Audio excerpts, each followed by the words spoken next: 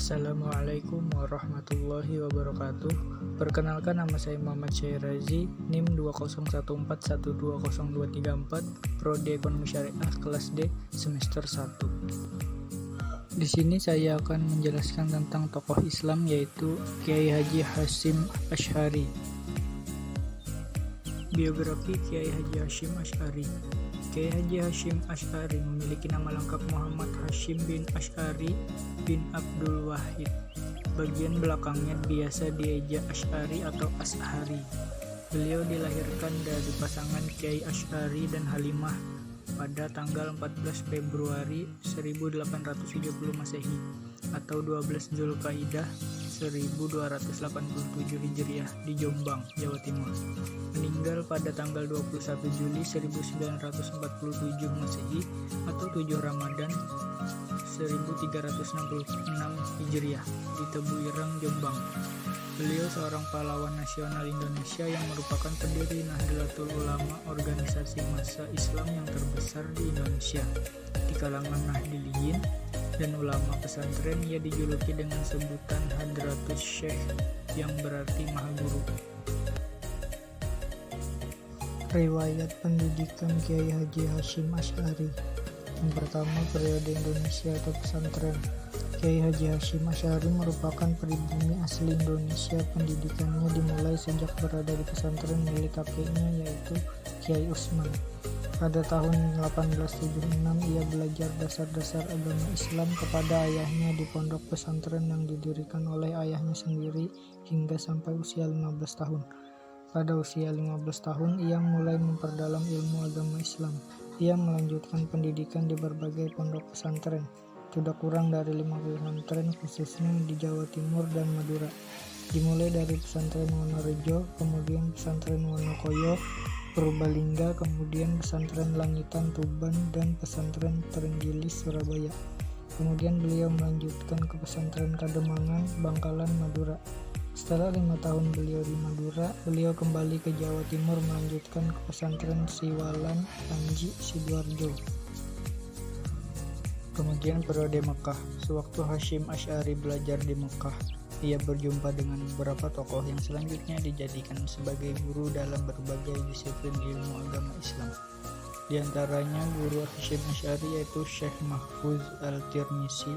Ia adalah ulama Indonesia pertama yang mengajar Sahih Bukhari di Mekah. Ia belajar banyak tentang hadis Sahih Bukhari dan Syekh Mahfuz Al-Tirmisi. Dari gurunya inilah Hasyim Asy'ari mendapat ijazah untuk mengajar kitab Sahih Bukhari. Selain belajar hadis, Hasyim Asy'ari juga belajar Thariqat Qadariyah wa Naqsabandiyah kepada Syekh Mahfuz. Selain belajar hadis, Hasyim Asy'ari juga belajar fikih mazhab Syafi'i di bawah bimbingan Syekh Ahmad Khatib yang juga ahli dalam bidang astronomi atau ilmu falak, matematika atau ilmu hisab, dan aljabar. Hasyim Asy'ari juga berguru kepada sejumlah tokoh yang berkemuka di Makkah seperti Syekh Abdul Hamid Al-Durustani, Syekh Muhammad Syuaib Al-Maghribi, Syekh Ahmad Amin Al-Attar, Syekh Sultan bin Hashim.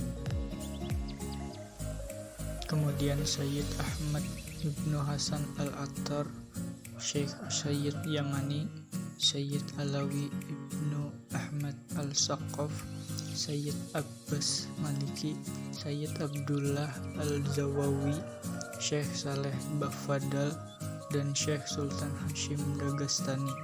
Kiai Hasyim Asy'ari belajar di Makkah selama 7 tahun. Pada tahun 1899 Masehi, ia pulang ke Indonesia untuk mengamalkan ilmu yang diperolehnya. Dan pada akhirnya Hasyim Asy'ari menguasai berbagai macam ilmu seperti fikih, hadis, tasawuf, dan Thariqat Qadariyah wa Naqsabandiyah. Karya-karya Kiai Haji Hasyim Asy'ari. Yang pertama, Risalah Ahli Sunnah wal Jamaah fi Hadisil Mauta wa Asyratis Sa'ah wa Bayan Mafhumis Sunnah wal Bid'ah. Yang kedua, Al-Nurul Mubin fi Mahabbati Sayyid Al-Mursalin. Yang ketiga, adab al-alim wal muta'allim fi ma yahtaju ilaih al-muta'allim fi ahwali ta'allumihi wa ma ta'limihi. Dan masih banyak lagi karya beliau. Pemikiran Kiai Haji Hasyim Asy'ari tentang keislaman. Pemikiran keislaman Kiai Haji Hasyim Asy'ari terbagi di berbagai bidang ilmu Islam seperti tasawuf, teologi, dan fikih. Dalam pemikiran keislaman, Kiai Haji Hasyim Asy'ari menggunakan corak Islam tradisional. Corak Islam tradisional dipandang sebagai ajaran yang telah diajarkan oleh pendahulu, yaitu Wali Songo.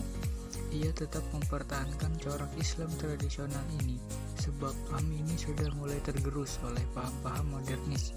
Oleh karena itu, dalam pemikiran-pemikiran Kiai Haji Hasyim Asy'ari bercorak pada Islam tradisional yang sangat berbeda dengan paham-paham modernis, sampai karya-karya yang ditulisnya beranut pada paham Islam tradisional.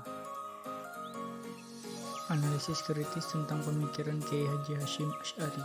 Saya sangat setuju pemikiran Kiai Haji Hasyim Asy'ari tersebut karena jika pemikiran tradisional dicampur dengan pemikiran modern, maka penerus selanjutnya akan sulit memahaminya. Dan beliau juga mempertahankan pemikiran Islam dengan corak tradisional agar tidak hilang tergerus zaman. Jika pemikiran tersebut hilang, maka anak cucu beliau bahkan kita tidak bisa mempelajarinya. Kesimpulannya ada 5, yaitu yang pertama, Kiai Haji Hasyim Asy'ari memiliki nama lengkap Muhammad Hasyim bin Asy'ari bin Abdul Wahid. Beliau lahir di Jombang, Jawa Timur, tanggal 14 Februari 1871 Masehi dan meninggal di Tebu Ireng, Jombang, Jawa Timur pada tanggal 21 Juli 1947 Masehi. Yang kedua, beliau seorang pahlawan nasional Indonesia yang merupakan pendiri Nahdlatul Ulama, dan beliau diberi gelar Hadratus Syekh yang berarti Maha Guru. Yang ketiga, Kiai Haji Hasyim Asy'ari menuntut ilmu tidak hanya di Indonesia, beliau juga menuntut ilmu di Mekah. Yang keempat, karya beliau ada banyak, yang saya sebutkan hanya 3, yaitu Risalah Ahli Sunnah wal Jamaah, Fi Hadisil Mauta wa Asyaratis Sa'ah wa Bayanul Sunnah wal Bid'ah, Fi Mahabbati Sayyid al-Mursalin, Adab al-Alim wal Muta'alim fi ma yahtaju ilaih al-Muta'alim fi ahwali ta'alamuhi wa ma ta'limihi. Dan yang terakhir, beliau memiliki pemikiran tentang keislaman yang bercorak tradisional.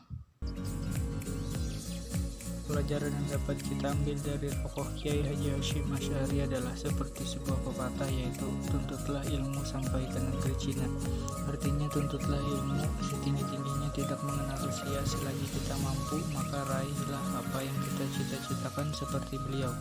Tidak hanya seorang ulama, beliau juga seorang pahlawan Indonesia.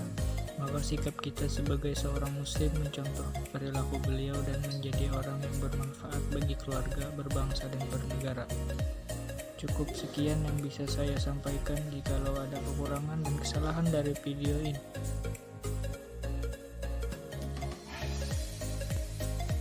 Assalamualaikum warahmatullahi wabarakatuh.